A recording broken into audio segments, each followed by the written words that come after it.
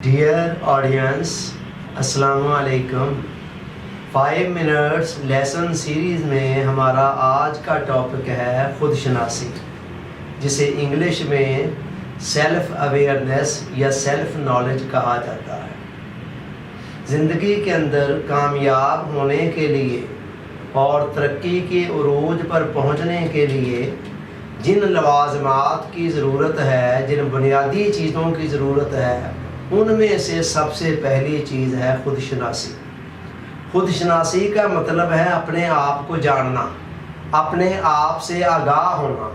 لیکن اپنے آپ کو جاننے سے مراد کیا اپنا نام جاننا ہے، اپنی شکل و صورت جاننا ہے، اپنے گھر کا ایڈریس جاننا ہے؟ کیا جاننا ہے؟ یہ ظاہری چیزیں تو ہر انسان جانتا ہے۔ اس جاننے سے مراد ہے کہ اپنے اندر ڈوب کر اپنی اصلیت کو، اپنی حقیقت کی معرفت کو حاصل کرنا کہ میں اصل میں کیا ہوں۔ اللہ رب العزت نے اس کائنات کا نظام اس طرح کا بنایا ہے کہ یہاں ہر وجود کے 2 پہلو ہیں۔ ایک اس کا ظاہری پہلو ہے جو دکھائی دے رہا ہوتا ہے، نظر آ رہا ہوتا ہے، اور دوسرا اس کا باطنی پہلو ہے جو دکھائی نہیں دے رہا ہوتا، لیکن اس وجود کی اصل حقیقت اور اصلیت اور اس کا جوہر وہی ہوتا ہے۔ آپ کسی پھل کو لے لیں، مثلاً سیب، ایک اس کا ظاہری ڈھانچہ ہے، اس کی ایک خاص وضع ہے، قطع ہے جو ہمیں نظر آ رہی ہے، اور دوسرا اس کے اندر چھپا ہوا ذائقہ ہے جو دکھائی نہیں دے رہا۔ آپ اگر ایک سیب کے 100 ٹکڑے بھی کر لیں اور اس کا مائکروسکوپک انالیسس کر لیا جائے تو دنیا کا کوئی سائنسدان، کوئی ایکسپرٹ ذائقہ ہمیں دکھا نہیں سکتا ہے، لیکن وہ جو نہ دکھائی دینے والا ذائقہ ہے وہی اس پھل کی، اس سیب کی اصل حقیقت ہے۔ اگر اس ذائقے کو نکال دیا جائے تو سیب بظاہر دیکھنے میں کتنا ہی خوشنما کیوں نہ ہو، کوئی اس کو کھانا پسند نہیں کرے گا۔ یہی حال انسان کا ہے۔ انسان کا ایک یہ ظاہری وجود ہے جو ہمیں نظر آ رہا ہے، ایک خاص وضع قطع جو دکھائی دے رہی ہے، اور دوسری اس کے انر کے اندر اس کی اصل حقیقت ہے کہ جو نظر نہیں آ رہی، مگر سارے کمالات اس نہ دکھائی دینے والی حقیقت کے ہیں جس کو روح کہا جاتا ہے۔ آپ دیکھیں کہ جسم کے جتنے بھی کمالات ہیں سارے کے سارے روح کے مرہون منت ہیں۔ جیسے ہی روح جسم سے نکلتی ہے جسم کے سارے کمالات بھی ختم ہو جاتے ہیں۔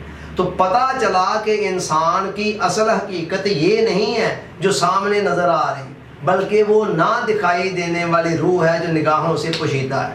حضرت علی رضی اللہ تعالیٰ عنہ فرماتے ہیں کہ انفع المعارف معرفت النفس، کہ اس دنیا کے اندر سب سے بڑی معرفت اور سب سے زیادہ نفع بخش معرفت یہ ہے کہ انسان اپنی معرفت، اپنی پہچان حاصل کر۔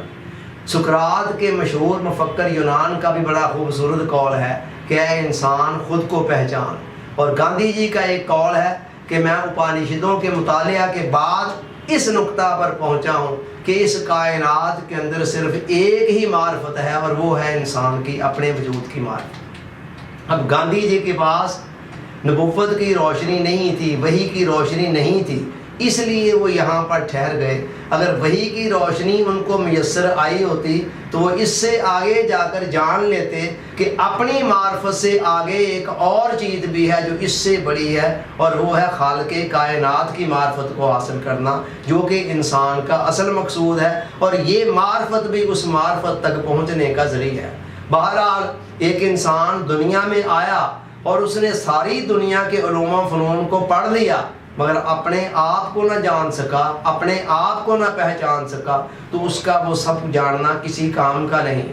اپنے آپ کو جاننے سے مراد کیا ہے؟ سادہ اور مختصر لفظوں میں یوں سمجھیں کہ اپنی اصلیت کو، اپنی حقیقت کو جاننا، اپنے آغاز کو جاننا، اپنے اختتام کو جاننا۔ میں کون ہوں، مجھے کس نے پیدا کیا ہے، میں کہاں سے آیا ہوں، مجھے کہاں جانا ہے، اور دنیا کی اسٹیج کے اوپر میرا رول کیا ہے، میرا کردار کیا ہے جو میں نے پلے کرنا ہے، اور میرے اندر چھپی ہوئی صلاحیتیں کون کون سی ہیں، توانائیاں کون سی ہیں، استعدادیں کون سی ہیں، ان کو جاننا، ان کو پالش کرنا، نکھارنا، اور انہیں پروان چڑھا کر اپنے اور دوسروں کے لیے مفید کاموں کے اندر استعمال کرنا، اور اس سب کے لیے بہت ضروری ہے کہ انسان اپنے من کی دنیا میں غوطہ لگائے۔ علامہ اقبال نے بھی کہا تھا، اپنے من میں ڈوب کر پا جا سراغے زندگی۔ اللہ تعالیٰ سوچنے سمجھنے یاد رکھنے عمل کی توفیق عطا فرمائے، آمین۔ آپ کا بہت بہت شکریہ۔ السلام علیکم۔